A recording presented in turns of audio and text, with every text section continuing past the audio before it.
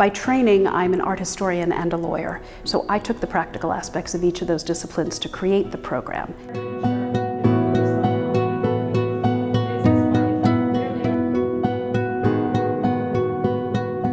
Because art, it turns out, is a wonderful vehicle. Everybody sees something.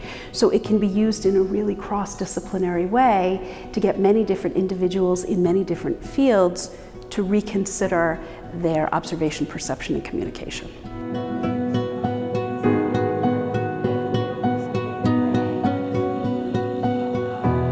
A lot of these students here are national security students, so they're interested in working in the intelligence community or they're interested in working for defense.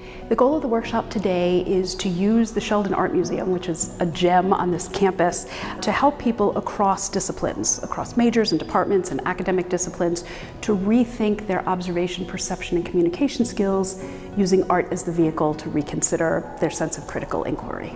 I love art, so I was very interested to see the intersection between art and analysis.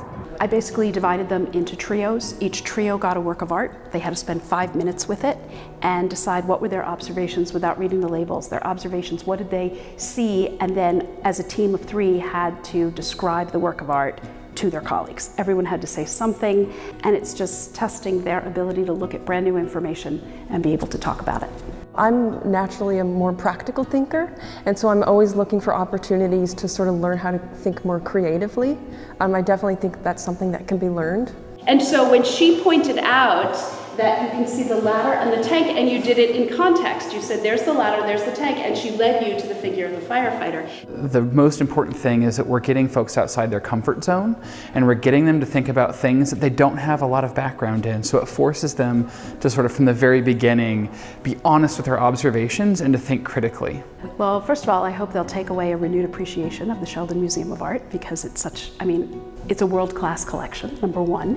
And number two, the idea of thinking outside of their box, outside of their intelligence box or their art history box or their criminal justice, and thinking about the benefits of multiple perspectives in their decision making, because not only do they have to do that as students, but when they eventually go into the professional world, they're going to be faced in our complex world with really complex decision making, and I hope that art will give them a template to make better decisions.